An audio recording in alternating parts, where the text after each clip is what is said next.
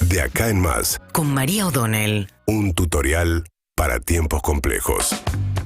Bueno, ayer se enredaron en una discusión Cristina Fernández de Kirchner y Mauricio Macri. En realidad, primero empezó Mauricio Macri contestándole a la lectura que había hecho Alberto Fernández respecto de el fracasado acuerdo con el Fondo Monetario Internacional. Dice, el mentiroso miente siempre. Publicó una carta, un texto en redes sociales Mauricio Macri, enrostrándole a Alberto Fernández un manejo, dijo, insensato de la pandemia. Le recordó la foto, en realidad el evento, el acontecimiento del festejo cumpleaños de Fabiola Yáñez en plenas restricciones. Pero digo, tanto la reacción de Mauricio Macri como la reacción también de Nicolás Dujovne, que era su ministro de Economía y Hacienda en ese momento, al informe del Fondo Monetario, da una sensación que quedan muy descolocados, donde no asumen ningún tipo de responsabilidades de lo que fue un endeudamiento que evidentemente complica mucho la economía argentina. No es que Mauricio Macri heredó de Cristina Fernández de Kirchner una situación ideal de la economía, pero es obvio que 47 mil millones de dólares, que en teoría hay que devolver en un periodo de 2 años, que es imposible para una economía como la Argentina, es un peso gigantesco.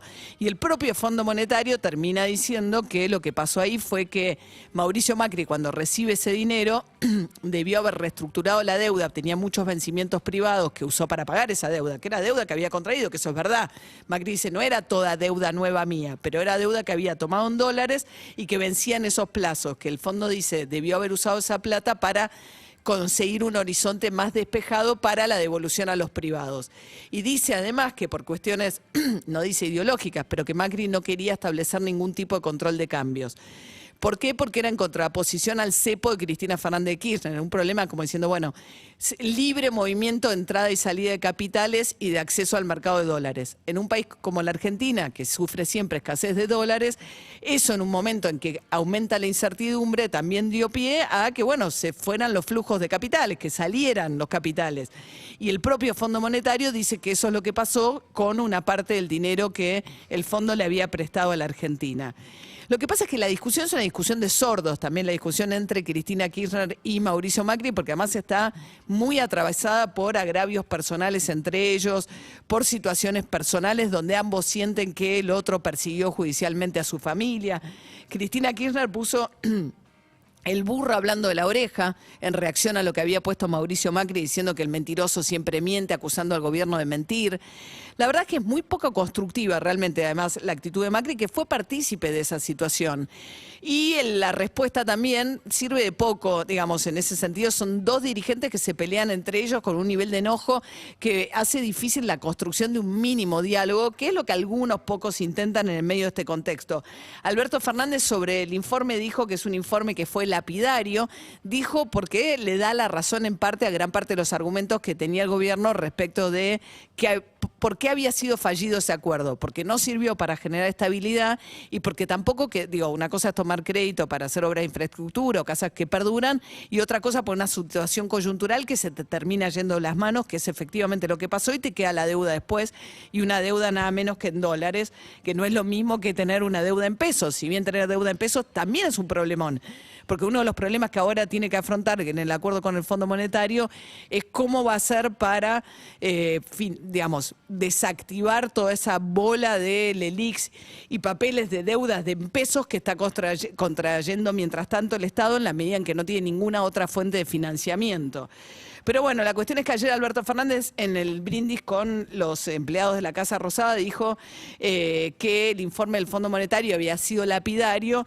Y muchos marcaron un contraste con lo que había dicho Guzmán y también Gabriela Cerruti, la vocera presidencial, que dijeron que era tímido. Lo que el gobierno le reclama es que es tímido el Fondo Monetario con respecto a su propia autocrítica, es decir, qué es lo que el Fondo Monetario hizo mal.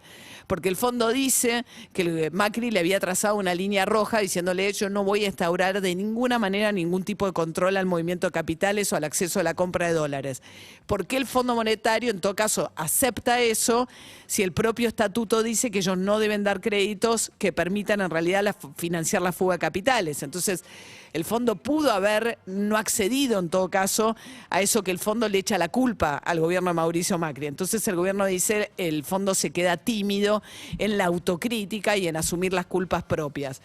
Lo que el gobierno realmente no explica, el gobierno nacional, es la demora, porque ahora, bueno, termina el año con una discusión con el fondo que por más que te haya dado la razón en uno de los argumentos, lo que Martín Guzmán había dicho, ¿se acuerdan? Después de la derrota en las elecciones, que el 15 de diciembre iba a mandar el plan plurianual sobre la base del cual se iba a negociar con el fondo. Estamos llegando a fin de año, las cosas se siguen postergando y eso genera mucha incertidumbre. Ayer el dólar blue, está bien, es aguinaldo, una época de vacaciones y demás, pero el dólar blue tocó 204 pesos, en un contexto en el cual el gobierno sigue dilatando y dilatando las conversaciones con el fondo y las arcas del Banco Central no dan más. Con el último pago que le hicieron al fondo está por debajo de los 40.000 millones de dólares y ya tenés la soga al cuello.